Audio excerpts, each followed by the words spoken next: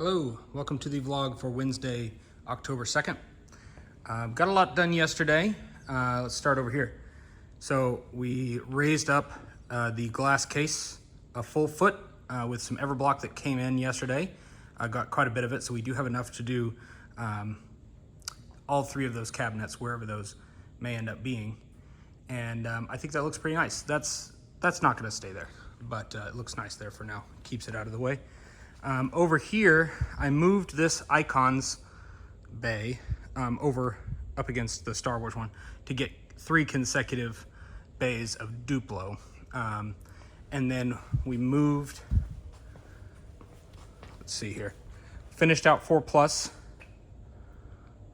and left the top rack empty, or top shelf empty, for maybe another Duplo set just to kind of wrap over. They are pretty big. And then I moved this 4+ bay back over here to the end cap at the back. Yep. So just kind of right next to each other, pretty close still. And then we filled in this section that was 4+ with the Lunar New Year sets, which I think work out pretty well. This one's pretty interesting. What else? We finished Disney. However, there was a suggestion, and I'm still thinking about it. You know, two racks of Disney here. What we could do is move them over here instead of Duplo, and I recognize that Duplo has 3 here, but we could do that. We could do, let's say, 2 of Lego Movie 2, and then the 2 of Disney here, and then move all of Duplo over there into that separate island, all 4 racks. Or I guess 3 of Duplo and 1 of 4+, and then the 4+ could be where architecture is, so it's all kind of together right there. I don't know. That's a lot of moving around. I might not do it just because of how much work that is. The only advantage to that would be that it kind of keeps the separate Duplo system into its own separate thing, with kind of a little gap or a bridge to the rest of the racks with the 4+ themes being right here. Architecture is almost certainly going to get put on the wall. That brings me to the other point of why I would move Disney, is because we left these Disney sets on the wall, which, you know, they work well enough in the kind of Icons area, but they are kind of odd by themselves. So, you know, I don't know. The lower section might become architecture, or it might be that the Disney castle moves up and this moves over or up, and then architecture kind of fills in this, and then Brickheadz fills the lower.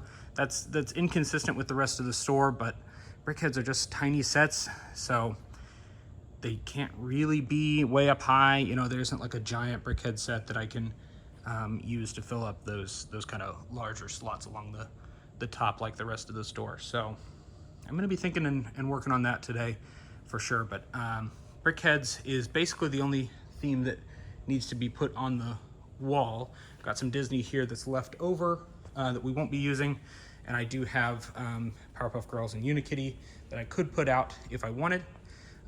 We will probably have an empty rack here and possibly an empty rack over here. However, the end cap again is going to be botanicals, so that could wrap over into 2 bays of botanicals, most of which would probably be